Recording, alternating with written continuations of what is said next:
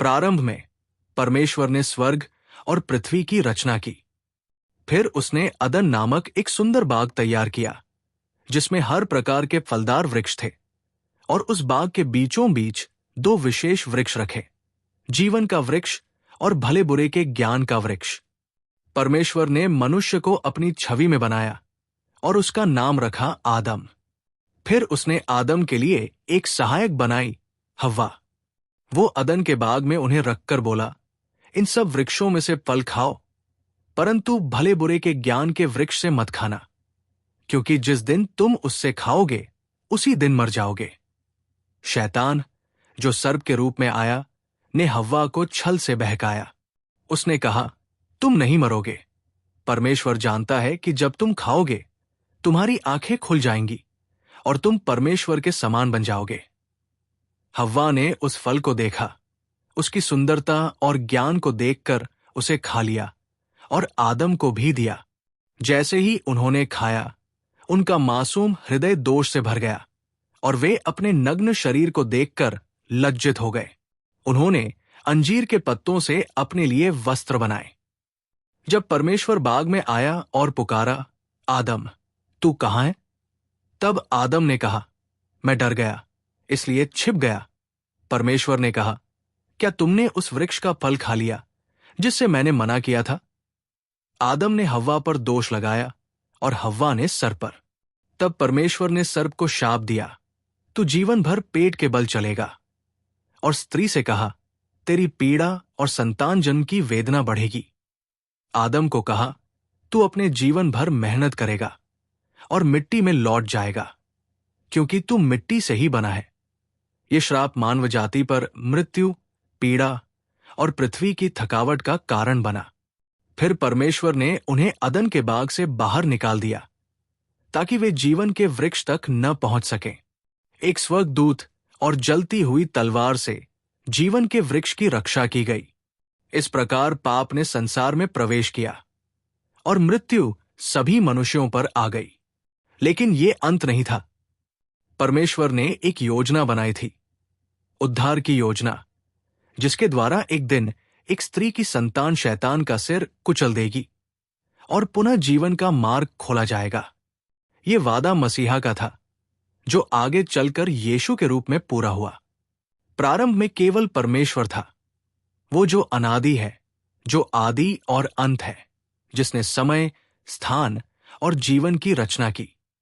उसी ने आकाश और पृथ्वी, प्रकाश और अंधकार, दिन और रात, जल और आकाश, पशु पक्षी, तारे ग्रह और वनस्पति से भरी पृथ्वी बनाई। फिर उसने वो कार्य किया जो सबसे विशेष था। उसने मनुष्य को अपनी ही छवि में गढ़ा। उसने मिट्टी से आदम को बनाया और उसके नथनों में जीवन का सांस फूंका और वो जीवित प्राणी बन गया। आदम को परमेश्वर ने अदन नामक एक सुंदर, दिव्य और स्वर्ग सदृश बाग में रखा, जहां सब कुछ परिपूर्ण था। उस बाग में हर प्रकार के फलदार वृक्ष थे और बाग के बीचों बीच दो विशेष वृक्ष थे, जीवन का वृक्ष और भले बुरे का ज्ञान देने वाला वृक्ष।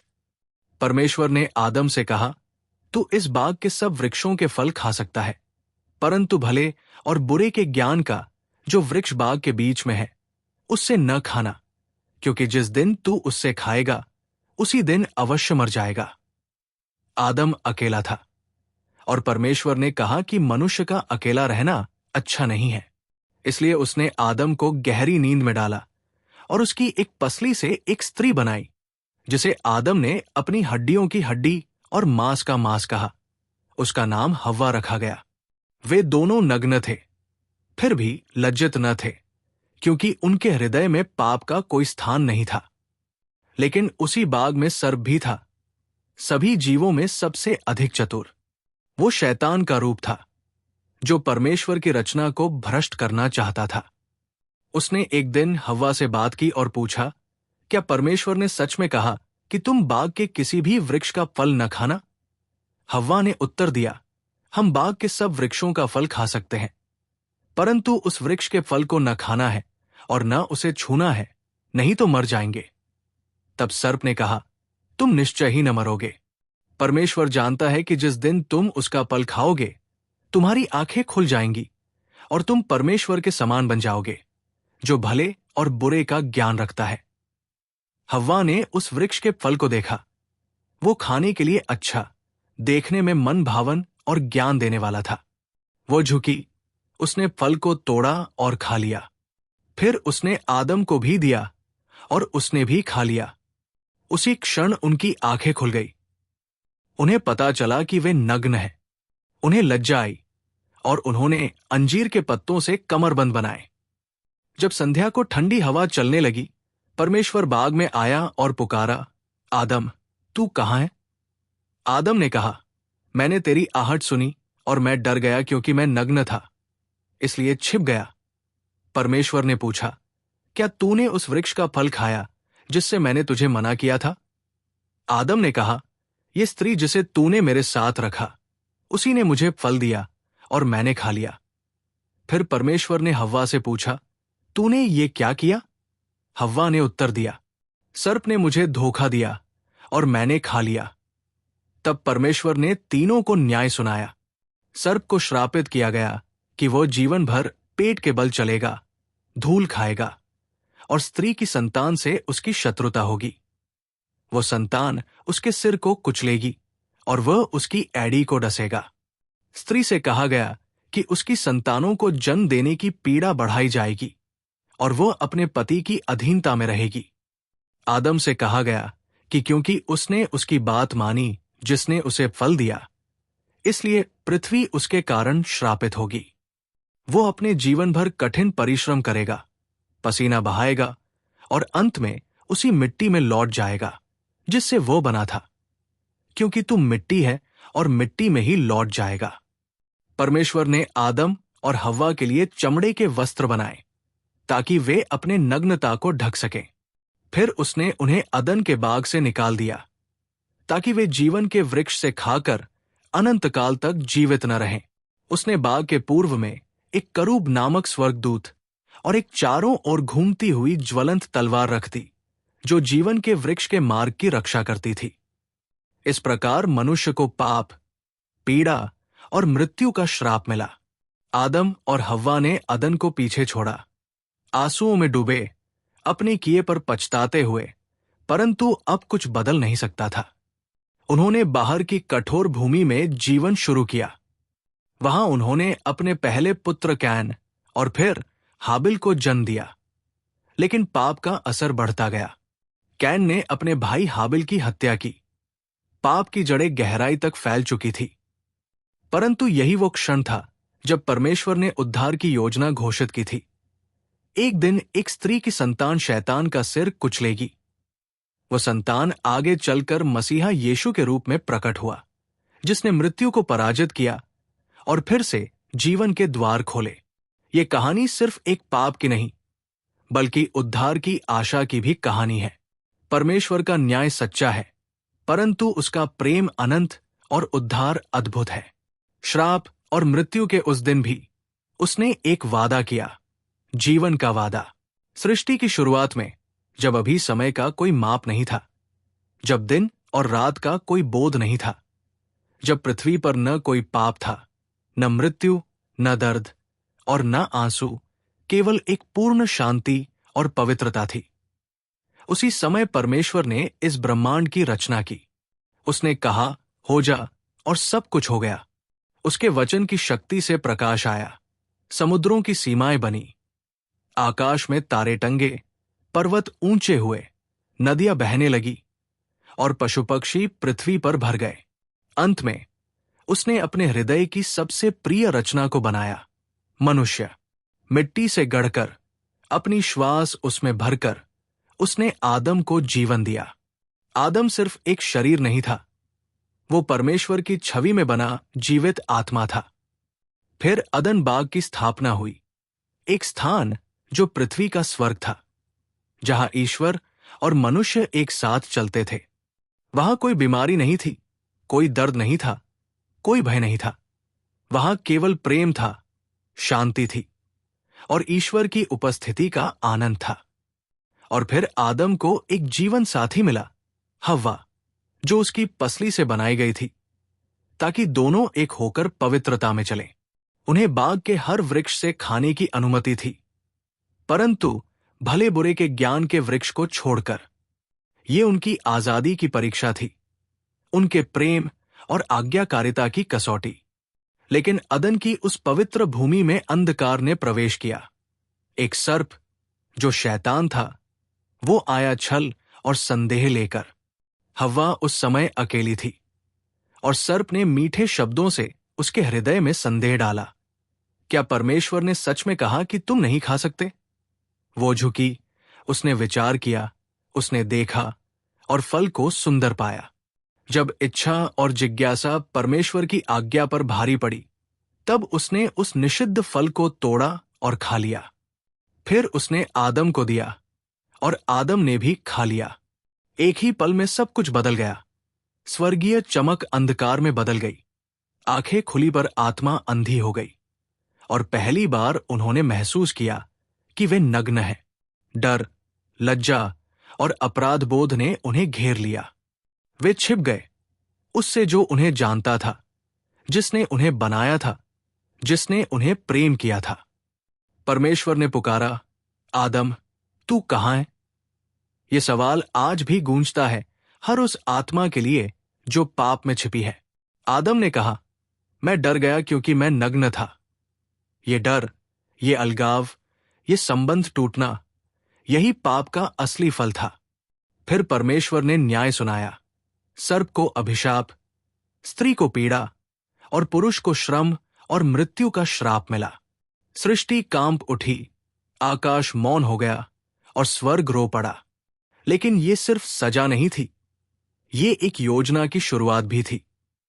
परमेश्वर ने भविष्यवाणी की, स्त्री की संतान शैतान का सिर कुचलेगी।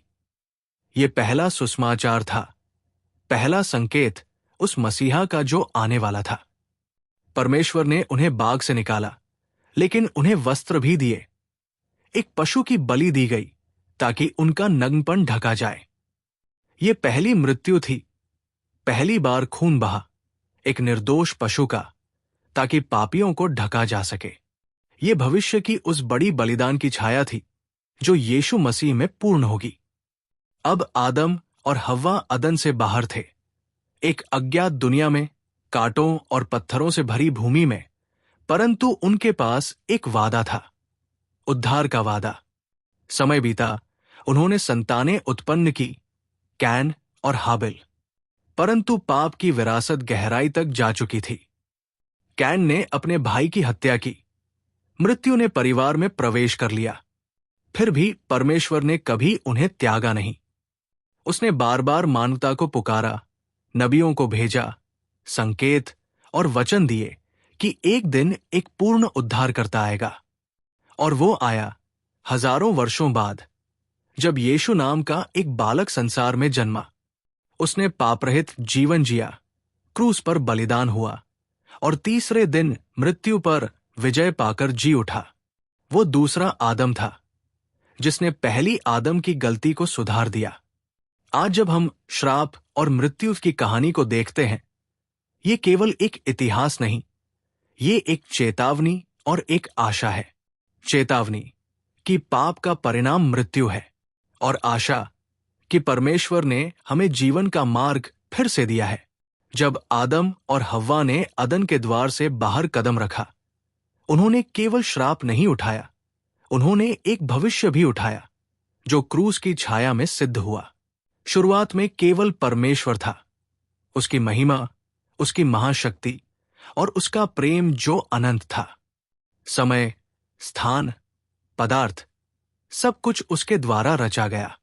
उसने आकाश को ताना, पृथ्वी को टिकाया, सूरज को चमकाया और चांद तारों को स्थान दिया।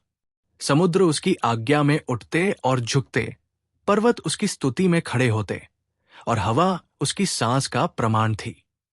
इस सौंदर्य और सामर्थ्य के बीच उसने एक निर्णय लिया, आओ हम मनुष्य को अपनी समानता में बनाएं।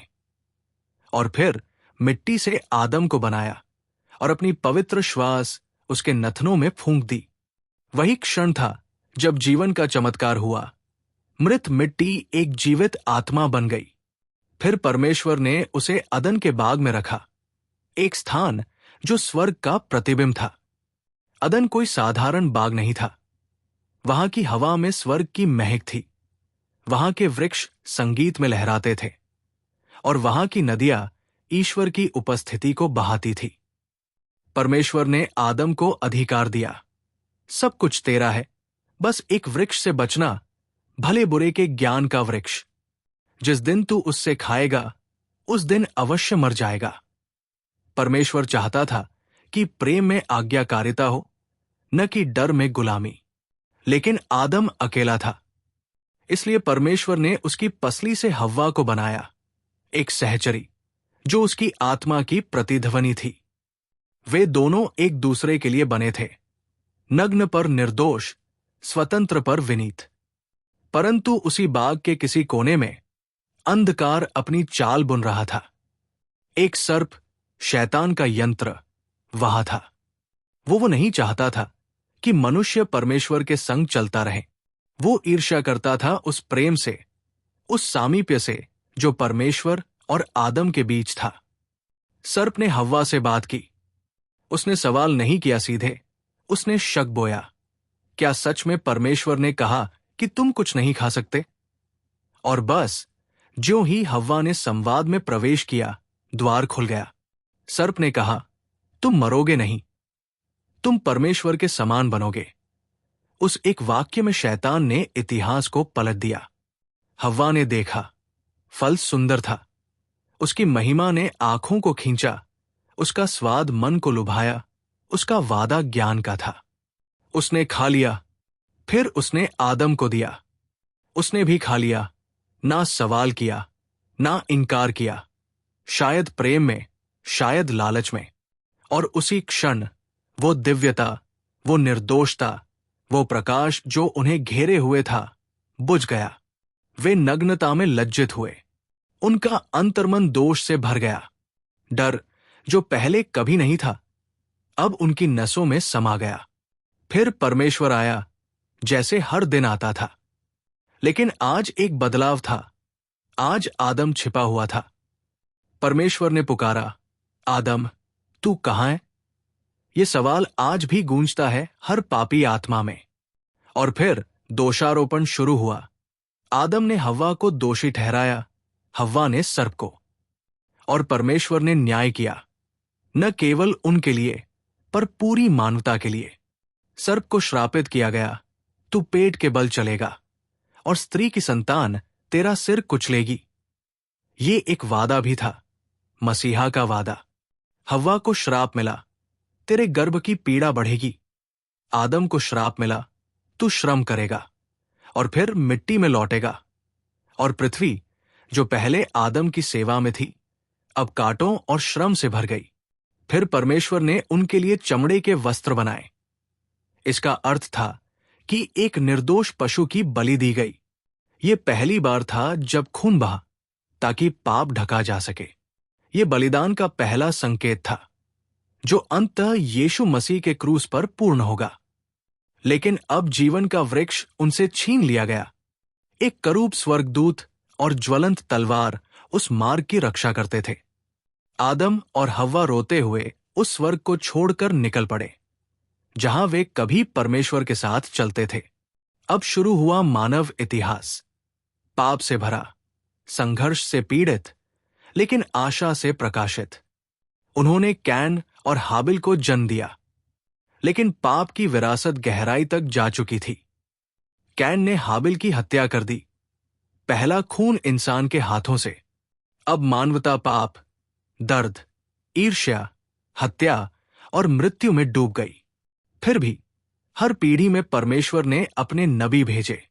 उसने नूह को चुना, अब्राहम से वादा किया, मूसा के द्वारा व्यवस्था दी और दाऊद को राजा बनाया।